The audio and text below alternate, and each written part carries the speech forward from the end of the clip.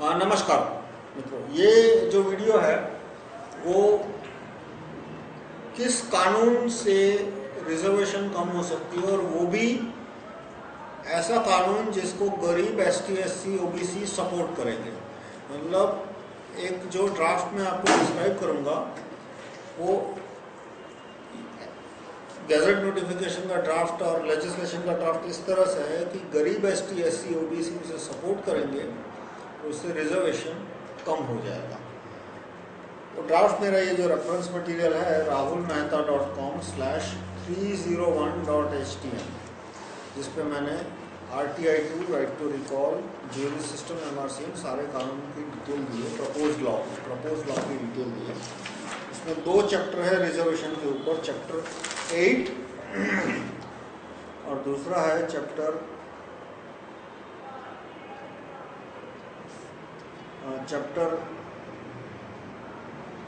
8 और chapter 36। 2 chapter है। Chapter 36 में डिटेल दिया है, आप सीधा चैप्टर 36 पे जा सकते हैं। तो जो कानून मैंने प्रपोज किया है वो पार्लियामेंट के थ्रू लाना करीब करीब नामुमकिन है। RTI 2 मैंने डिस्क्राइब किया है सेक्शन 1.3 में। 3 लाइन का कानून है, 3 ही क्लॉज है उसमें। ये 3 क्लॉज गैजेट में छप जाए। गैजेट यानी कि डॉक्यूमेंट जो कि पार्लियामेंट प्राइम मिनिस्टर और CM हर हफ्ते छापते हैं। ये गैजेट होता है जो कि भारत के प्रधानमंत्री और मुख्यमंत्री, जो भी 25-30 मुख्यमंत्री भारत में, वो हर महीने में, हर 15 दिन में गैजेट निकालते हैं। इसमें कलेक्टर, तहसीलदार, सेक्रेटरी वगैरह के लिए आदेश होते हैं। तो ये गैजेट में ये 3 लाइन छप जाए RTI 2, तो उसके 2-3 महीने में गरीब एसटी, एससी की मदद से ये कानून पास किया जा सकता है। और वो कानून पास होने से रिजर्वेशन जो भी 50% है वो कम होके 1-2% हो जाएगी। तो ऐसा क्या है इस कानून में? तो ये कानून का पहला क्लॉज कहता है कि कोई भी दलित पटवारी की कचहरी या तहसीलदार की कचहरी में जाके कह सकता है कि उसे इकोनॉमिक चॉइस चाहिए, सोशल चॉइस नहीं चाहिए। इकोनॉमिक चॉइस और सोशल चॉइस का मतलब क्या, वो आगे 2nd-3rd क्लॉज में लिखा है। इकोनॉमिक चॉइस यानी कि वो दलित कहता है कि उसके और उसके वो रिजर्वेशन नहीं मांगेगा और बदले में उसको साल का 600 रुपया चाहिए पर पर्सन पर फैमिली मेंबर। महीने का 600 रुपया नहीं, साल का 600 रुपया पर पर्सन पर फैमिली मेंबर। तो अब 3rd क्लॉज क्या कहता है कि रिजर्वेशन परसेंटेज कैसे कैलकुलेट होगा। कि मान लो हिंदुस्तान की आबादी 100 करोड़ है। हिंदुस्तान की आबादी अभी 120 करोड़ है, पर मैं कैलकुलेशन समझाने के लिए राउंड नंबर रखना चाहता हूँ। इसलिए मानो कि हिंदुस्तान की आबादी 100 करोड़ है और उसमें दलित की आबादी 14 करोड़ है। अब मान लो 11 करोड़ दलित आकर कहते हैं कि उन्हें इकोनॉमिक चॉइस चाहिए, तो उन 11 करोड़ दलितों को पर पर्सन पर ईयर 600 रुपया मिलेगा। यानी कोई फैमिली मान लो, हस्बैंड वाइफ, 2 या 3 लड़के, 3 लड़के लड़कियां और साथ में सीनियर सिटीजन पेरेंट रह रहे हैं, सास ससुर, 6 लोग मान लो, तो उन्हें पर ईयर 7,200 मिलेंगे। और 11 करोड़ लोग मान लो इकोनॉमिक चॉइस लेते हैं, तो इस कानून के मुताबिक रिजर्वेशन 14-11 यानी कि 3% हो जाएगी। इसी तरह से ओबीसी की पॉपुलेशन है 50% के करीब और रिजर्वेशन है उनका 27%। अब मान लो ओबीसी में से 45 करोड़ कहते हैं कि हमें इकोनॉमिक चॉइस चाहिए, यानी कि 90%, तो रिजर्वेशन 27% में से 90% कम हो जाएगा, यानी रिजर्वेशन हो जाएगा अप्रॉक्सीमेटली 2.7% या 3%।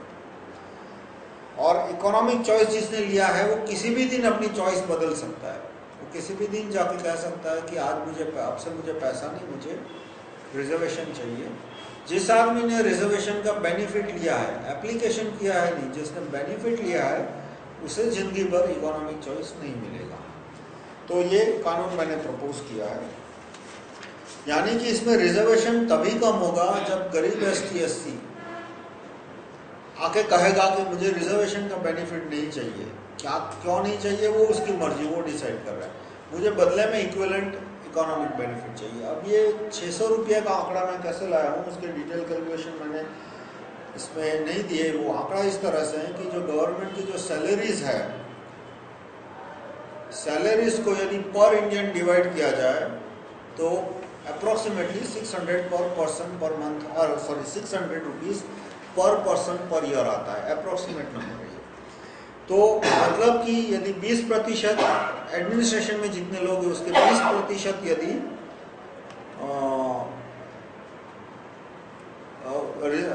एडमिनिस्ट्रेशन में जितने लोग हैं उसके 14% यदि दलित होते तो पर दलित 600 रुपीज़ पर ईयर, पर दलित 600 रुपीज़ पर ईयर उतना सैलरी उनको मिलता।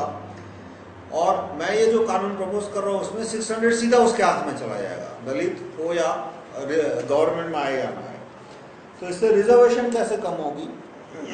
रिजर्वेशन इस तरह से कम होगी कि कुछ यूँ समझो कि 80-90% दलित, 80-90% ट्राइबल और 75-80% ओबीसी वो 12th क्लास तक ही नहीं पहुंच पाते।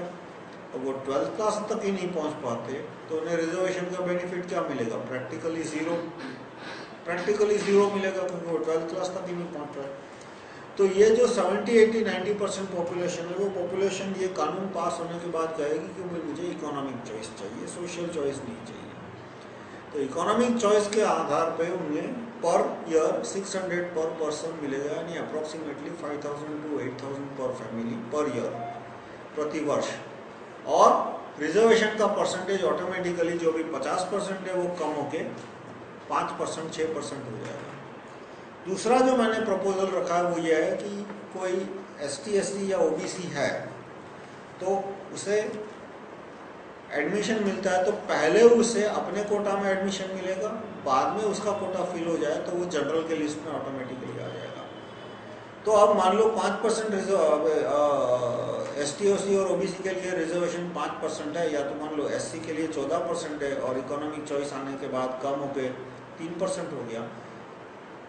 तो 3% लोग तो वैसे भी उनके मेरिट लिस्ट में होते हैं, तो मान लो 2% लोग वैसे भी उनके मेरिट लिस्ट में आने वाले थे, तो इफेक्टिव रिजर्वेशन कितना हुआ? 1%।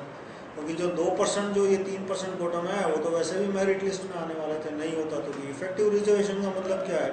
यदि रिजर्वेशन नहीं होता तो उनकी तादाद कितनी होती और रिजर्वेशन है तो उनकी तादाद कितनी हुई। तो इस तरह से इकोनॉमिक चॉइस का कानून आने के बाद 70-80-90% दलित ST SC OBC कहेंगे कि हमें इकोनॉमिक चॉइस चाहिए, तो रिजर्वेशन अभी जितना है उसका 80-90% कम हो जाएगा। और दूसरा कानून आने के बाद इफेक्टिव रिजर्वेशन है वो सिर्फ 1-2% जितना कम हो जाएगा। अब रिजर्वेशन के पीछे कुछ एक बातें हैं कि रिजर्वेशन की डिमांड जो है उसका सबसे बड़ा कारण है इंटरव्यू सिस्टम। कि आप जुडिशरी में देखो तो इंटरव्यू लेने के बाद जज की रिक्रूटमेंट होती है, रिटन एग्जाम तो दिखावा होता है।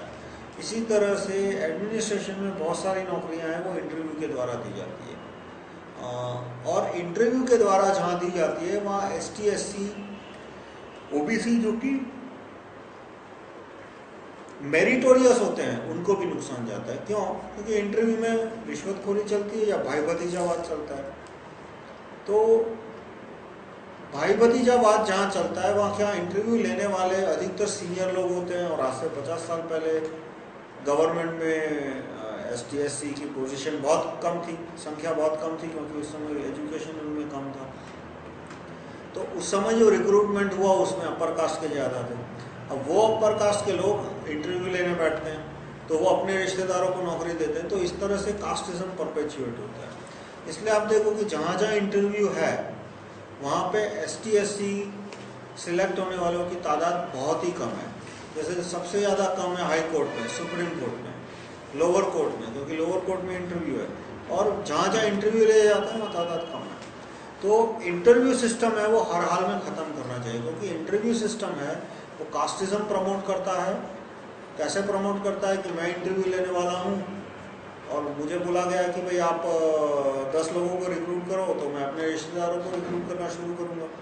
तो मैं जैन बनिया हूँ, तो मेरे रिश्तेदार में कौन आएंगे? जैन बनिए आएंगे, थोड़े बहुत वैष्णव आ गए, थोड़े दो, और रिलेटिव ख़त्म हो गए तो मैंने अपने दोस्तों को लेना शुरू किया। तो मेरे दोस्तों में थोड़े बहुत, तो अधिकतर पड़ोसी रिश्तेदार, उसमें भी बनिए ज़्यादा होंगे, कुछ पटेल होंगे। दलित के आने के चांस बहुत कम हो गए। लेकिन यदि इंटरव्यू के बजाय स्ट्रेट रिटर्न एग्ज़ाम रखा गया तो जितने भी मेरिटोरियस लोग हैं वो सिलेक्ट होकर आ जाएंगे। तो इसलिए इंटरव्यू सिस्टम निकाल देना चाहिए, क्योंकि ये कास्टिज्म को परपेचुएट करता है। और जो रिजर्वेशन की शुरुआत हुई उसका सबसे बड़ा कारण ये इंटरव्यू सिस्टम ही था कि जो लोग सचमुच इनका हित करना चाहते थे उन्होंने देखा कि भाई जुडिशरी में तो दलित है ही नहीं, तो दलित के खिलाफ कोई केस जाएगा तो जो जज होगा वो तो अपर कास्ट के होंगे, वो तो दलित को वहीं हलाल कर देंगे, वहीं कत्ल कर, मतलब कोर्ट के अंदर उसका सफाया कर देंगे। इसलिए उन्होंने सोचा कि वो बोला कि भाई पुलिस में भी कुछ ST SC होने चाहिए, एडमिनिस्ट्रेशन में भी होने चाहिए, कोर्ट में भी होने चाहिए। तो तरीका जो उन्होंने